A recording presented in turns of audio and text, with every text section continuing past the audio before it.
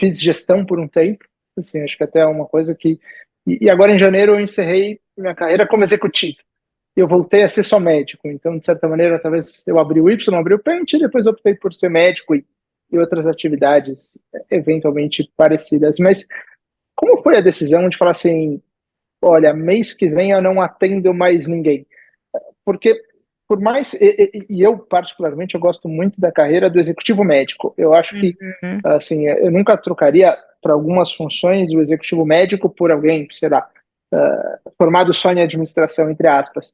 Mas a decisão pessoal de falar assim, olha, mês que vem encerrou minha atividade assistencial. Como é que foi? Olha, André, não teve nenhum episódio assim catastrófico para eu tomar essa decisão, porque às vezes acontece, né? Poxa, sei lá, enfim, tratei mal um paciente ou fui mal numa cirurgia, não teve nenhum evento assim. Eu acho que isso foi indo muito naturalmente, sabe? Eu ia sendo tirada das reuniões por conta de demanda de pacientes, eu ficava dividida, eu falava, putz, atendo, fico, vou. Eu sempre tentava colocar o paciente em primeiro lugar, porque era o meu foco e eu gosto de atender. Eu acho que se eu tive uma perda nessa questão de mudança de carreira, foi as histórias das famílias que me encantavam, assim. Eu nunca fui um ortopedista interessada no pé ou no quadril.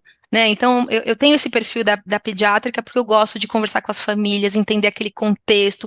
Pode vir a avó na consulta, vem a tia, fala todo mundo contribui, né? Então eu me afeiçoo às famílias, as famílias se afeiçoam. Dizia o Dr. Zerbini que um bom cirurgião tinha que manter um distanciamento aí de tudo, mas eu nunca consegui, tá? Então isso me fazia até sofrer um pouco quando eu tinha alguma complicação, alguma coisa assim, né? Então eu adorava isso, adorava. Eu sempre fui uma médica que tinha pouco volume, eu não gostava de operar 30 no mês, eu preferia operar um por semana, mas conhecer cada caso, na minha agendinha lá, e quando alguém me ligava, eu falava, puta, eu sei quem é. Então eu gostava dessa medicina calma, tranquila, né, com uma complicação ou outra ali. Eu sempre pensava, meu Deus do céu, eu não quero nunca perder um paciente, ainda mais criança, né? E antes de eu ser mãe e me tornar mãe, assim, me fez uma profissional infinitamente melhor.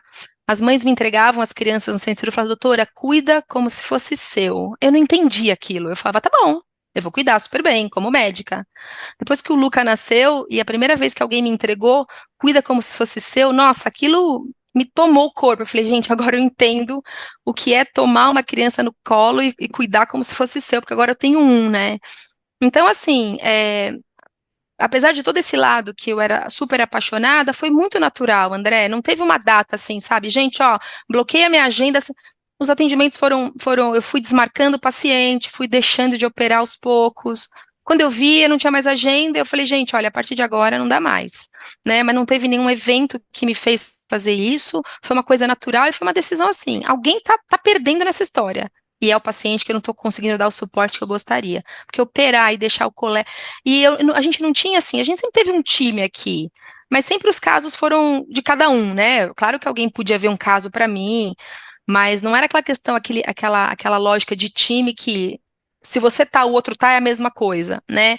Aqui a gente faz algo muito personalizado, né? A fisioterapia é personalizada, o atendimento médico é muito personalizado, é tudo muito personalizado. Então, não sei se eu respondi, mas foi mais ou menos isso.